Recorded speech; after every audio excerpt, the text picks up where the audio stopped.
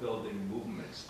And whether somebody claims to be from the media like you do, it really disrupts. People are trying to figure things out, trying to work. I find that really sad. So to me, this issue of that, transparency is important, but also the idea that people can effectively try to work together, try to figure out what's going on, how to change it in a country that is relatively repressive. And even though everything's a public institution, I wish it was more of a public institution and we had more state funds and less tuition paying for it. But nevertheless, I like the idea that we can use this as a space where people can really discuss, act on basically fighting militarism, fighting racism, fighting oppression of women, and all the other things going on, climate change, that having people listening to us, sharing information with the powers that be, makes it very, very difficult to do. So I'm really, in a lot of ways, I think what Andrew said is really important here.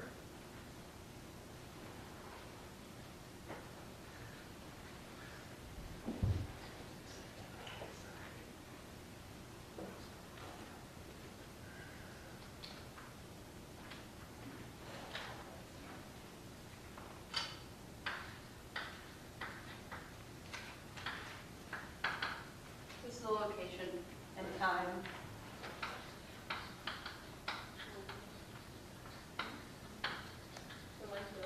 Yeah.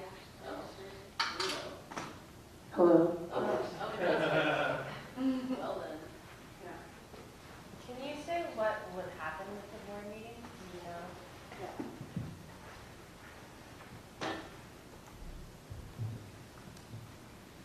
know? So Katie Jones is one of the newest members of, she's Assistant Director of Academic Advising and also one of the newest members of the PSCRB, which is the Police Services Board.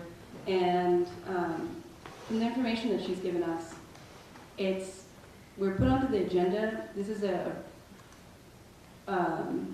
pretty regular meeting, it sounds like. They go over the statistics of what's happening on campus. They discuss their future goals and plans. We've been given pretty vague details about exactly what's happening in the meeting, but we're all going to be put onto the agenda. We're going to be given roughly 20 minutes.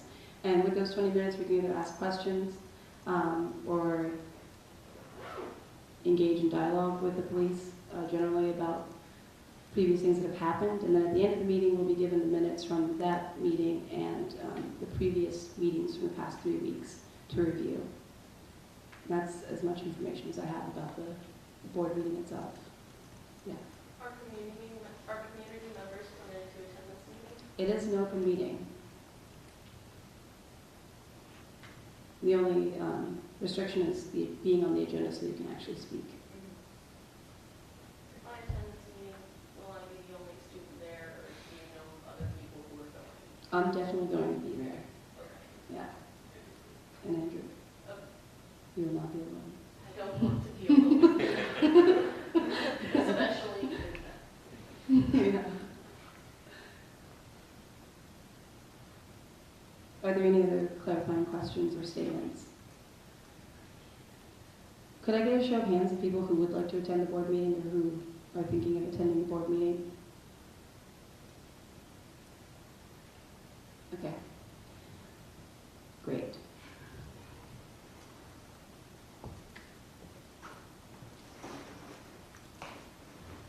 Well, if there aren't any further comments or questions lurking inside of you, waiting to be released, then if someone would like to call this meeting to an end, we could do that. Oh, go for it.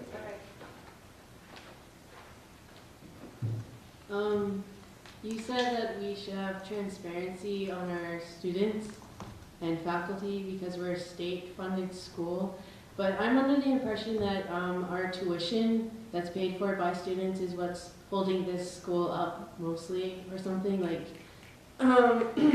So I don't think that we're really a state-funded school. So another thing is you talk about transparency, but what about transparency on the cops? And so I think we need to know what the heck they're doing. Thank you.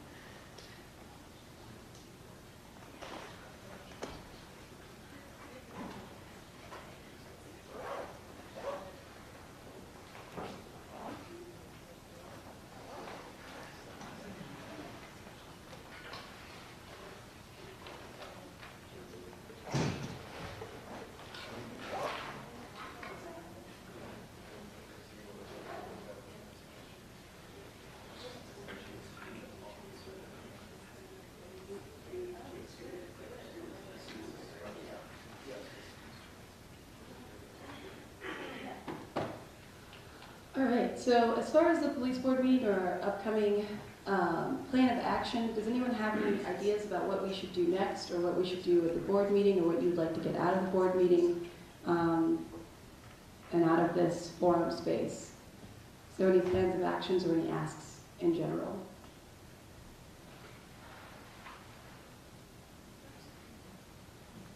I mean, could we perhaps talk about what we would want cops to look like if they were on campus that we could tolerate? Okay, and what does that look like to you? Big question.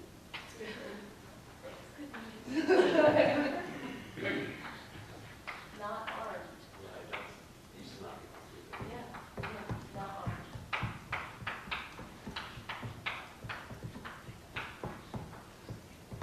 I'm curious if anyone's ever been helped by a cop on campus. Ever been what? Has anyone ever actually been helped by a cop on campus? I have. Is it necessary for them to drive around and almost hit me in their big vehicles? That kind of freaked me out. I don't think it's necessary for them to drive in their cars on campus. Yeah, I think it's a bit excessive. There's a lot of foot traffic, and it's a concern because students don't stick to paths because we don't want to.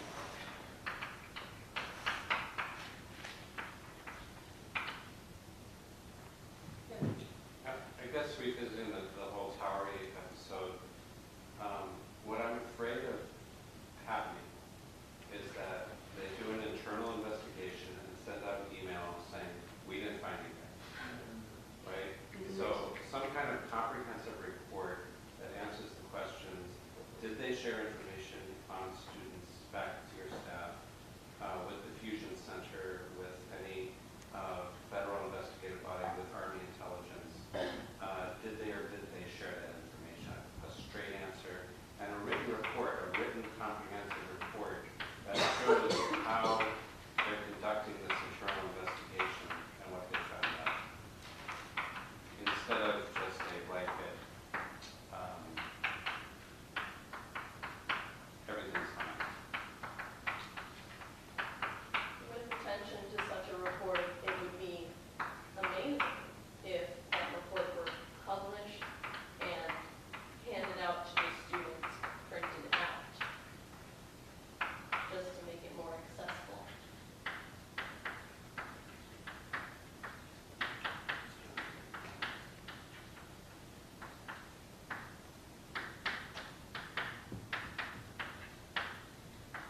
Hope my handwriting's legible.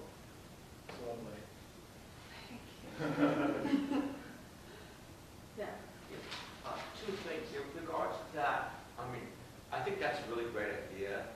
I think, given what's happened in the last year, the kind of denial by Wendy Endress and the administration, the vice president before, about this, I think it's really important having a committee that's set up that isn't just picked by the administration, that really has access to all documents. And that's why, I put the first command, student, staff, faculty, really picked by, let's say, the lead of student union, or some students pick students, faculty pick faculty, staff, maybe the union pick staff too. So really, but also with some kind of power to really look at what's happening. So there's so much information already there, but it's not all together. So I would just add that.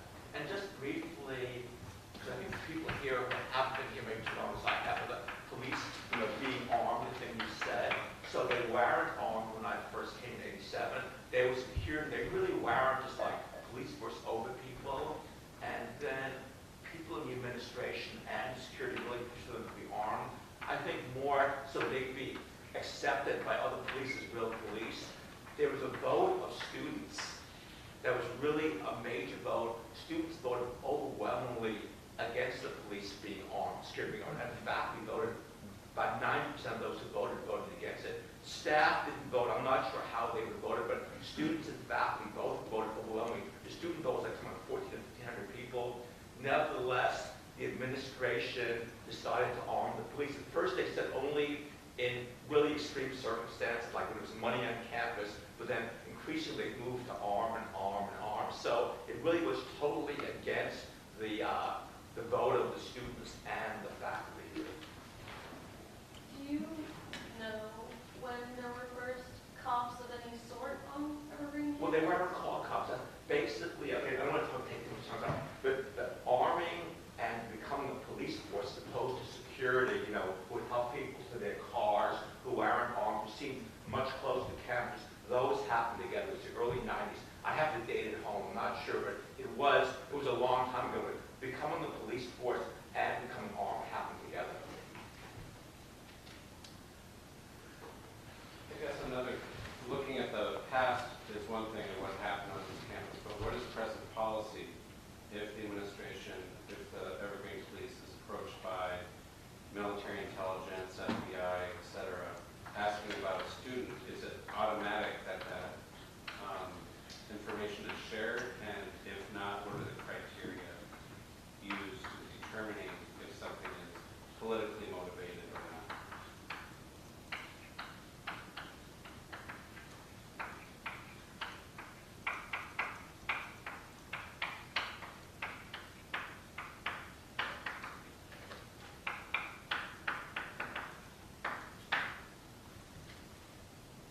There were some great examples in Seattle of the Seattle police saying no to federal investigators on questions like that.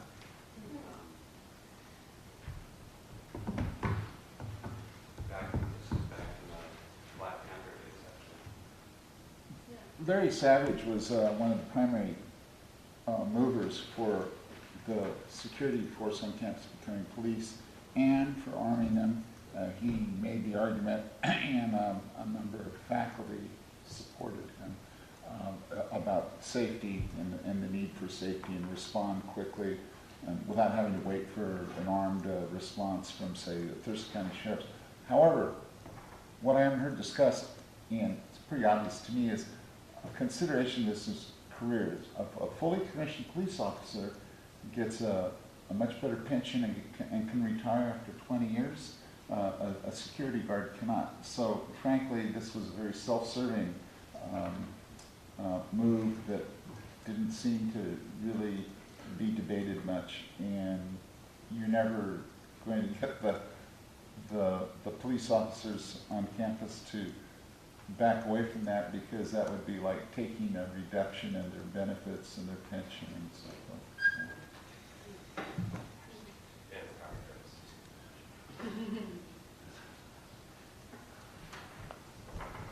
I'm just curious what access to documents is like currently, since there is an inactive lawsuit, right? I mean, the lawsuit's currently happening, so I'm assuming a lot of the files that they got through FOIA requests are being used within that lawsuit.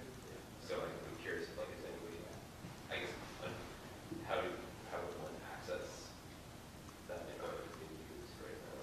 Or you can't get anything from the lawsuits over it? That's part of it. The biggest problem with the documents is we actually do have privacy. It's called FERPA.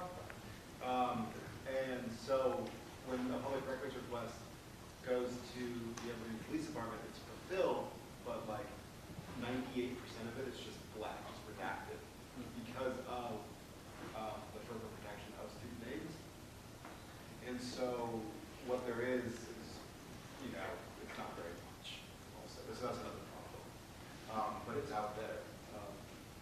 You're only going to get that through discovery if you want the names. And so why would a police force, if they're possibly going to be sued, offer you the material to make your case? You're only going to get it through discovery, and there the names will not be redacted.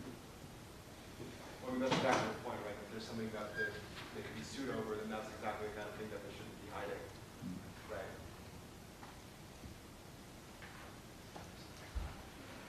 Something that I kind of would like to ask the police board is the possibility of having a student liaison on the board itself and as an active member, so that there is a sense of transparency. Put that in there.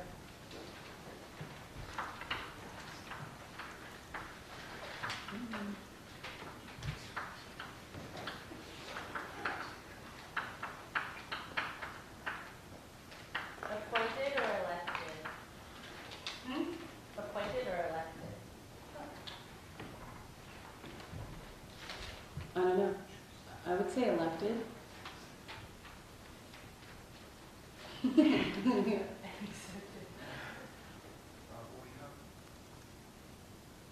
committee, but they don't actually have like a voting, like more of a weight position on the board. Maybe I should specify that. With voting power.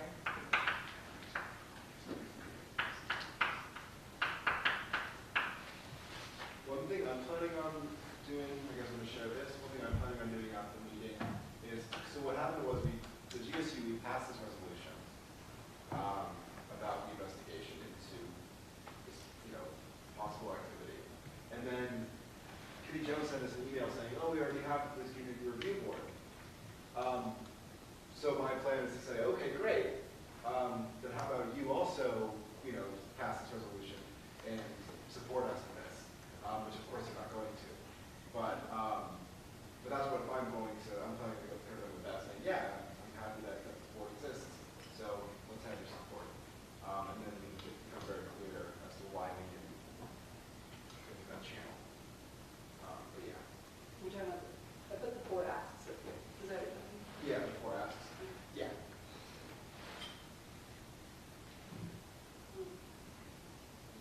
This is a pretty great list,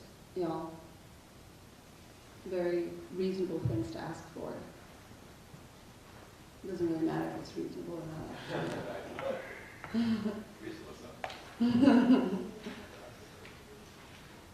Yeah, I'm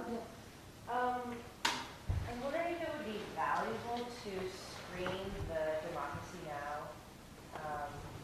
Hour-long chapter. I mean, I think obviously it's on the internet and people can watch it on their own, but it might be nice to have folks in the same room and have a discussion right after.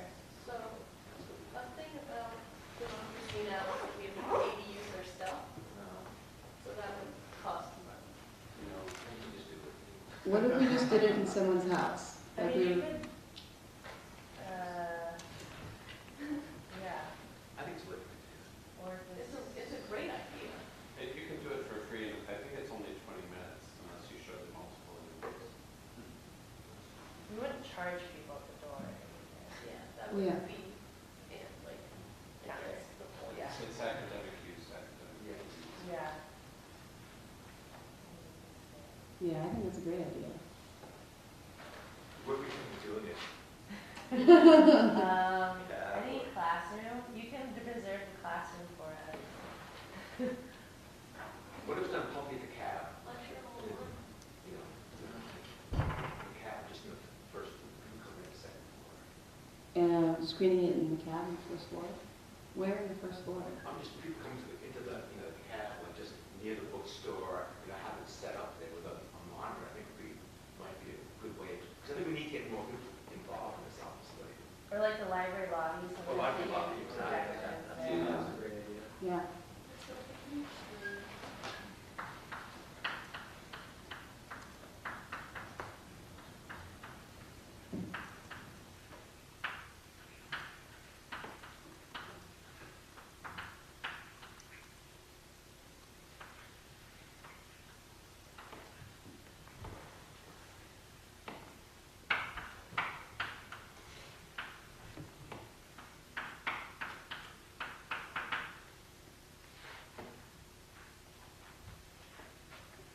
I wish there was a job where you just write on the board for other people. No. Yeah, but then I have to teach too. Give me Hmm? TA. Thanks, you guys. We're just here to take care of you. Mad love and respect.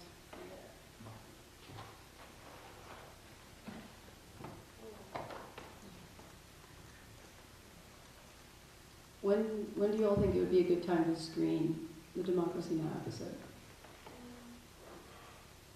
Before week 6.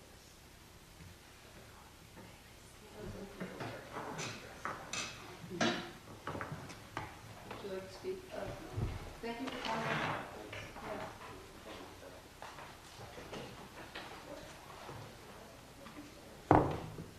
Thank all of you for coming, really. You're all amazing people. So how's everyone feeling?